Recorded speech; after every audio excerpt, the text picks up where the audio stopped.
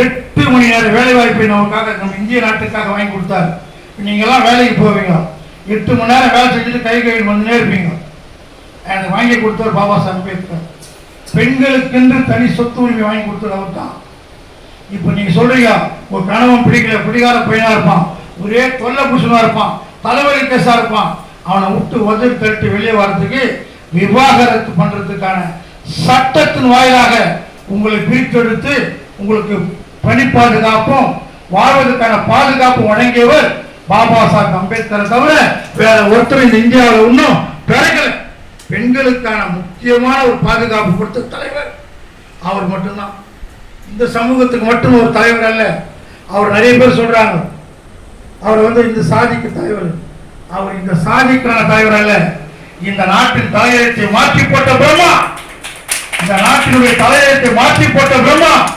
உங்களுடைய தலையெழுத்தை எல்லாம் ஏசி அம்மாவுக்கு தெரியும், காவல்துறை அம்மாவுக்கு தெரியும். நெஞ்சில வச்சிருப்பாங்க அவரை, ஆனா வாயில சொல்ல மாட்டாங்க. அவங்க தொப்பி போட்டாங்கன்னா, ஷூ போட்டாங்கன்னா, லெஃப்ட் ரைட் சொல்றாங்கன்னா அந்த தொப்பில சிங்கம் இருக்கும். அந்த சிங்கத்தை உருவாக்கி கொடுத்து பெண்களுக்கும் காவல்துறையில பணி செய்யலாம்னு சொல்லி சட்டத்தின் வாயிலாக 1952 சட்ட வடிவம் வந்ததுனால தான் இந்த அம்மா பெரிய பகுதியில் வந்தாங்க. சரி, இந்த அம்மா வந்துட்டாங்க, வேலைக்கு வந்துட்டாங்க. அதுக்கு காரணம் அவர் தான். பெண்களுக்கான பாதுகாப்பு கொடுத்தவர் அவர் தான். அது மட்டும் இல்லை, நீங்க எல்லாம் சேலரி வாங்குவீங்க. கவர்மெண்ட் வேலை செய்யற அம்மாலாம் தாசில்தார் அம்மா மாதிரி எனக்கு ரிலேஷன்ஸ் ஆகணுமா, கவர்மெண்ட் வேலை செய்யறோம், மாசம் பில்லு வரும், சம்பளம் வரும், எல்லாம் போட்டு கொடுப்பாங்க. இவெல்லாம் ரயில்வே ஐசிஎஃப்ல வேலை பண்ணுவாங்க, எல்லாரும் ஐசிஎஃப் வேலை செய்யறோம். பேசிக் போடுவாங்க, கீழே டிஏ போடுவாங்க, அரியர்ஸ் போடுவாங்க, எல்லாம் போடுவாங்க, ஹெச்ஆர்ஏ போடுவாங்க, எல்லாம் போடுவாங்க. ஆனால் அந்த பேசிக்கு கீழே என்ன வரும்? Dearness allowances. இந்தியாவிலேயே முதல் முதலாக தொழிலாளர்களுக்கு டிஏவை அறிவித்த மாபெரும் புரட்சியாளர் பாபா சாஹேப் அம்பேத்கர் தான். இது இல்லைன்னு யாராவது மறுக்க முடியுமானா என்னை நேராக கூப்பிடுவாங்க, நான் ஆதாரத்தோட கொடுங்க.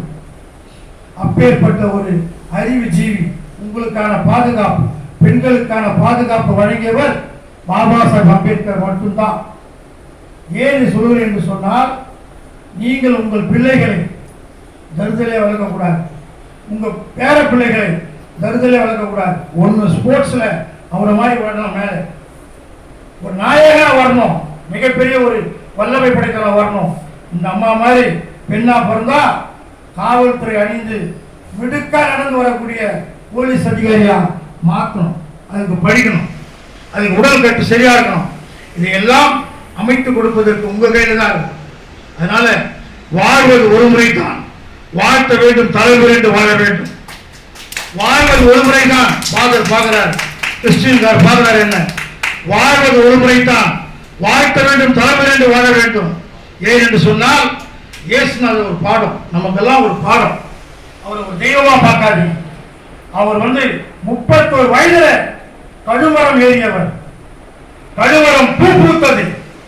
இயேசுநாதர் வானத்துக்கும் பூமிக்கும் இடையில அவரை சிலுவையில் அறைந்து பாடுபட்டு அவரை அப்படியே உயிர் தியாகம் பண்ணார். அப்ப இவரு என்ன சொல்றாரு உங்களுக்கு தெரியும்.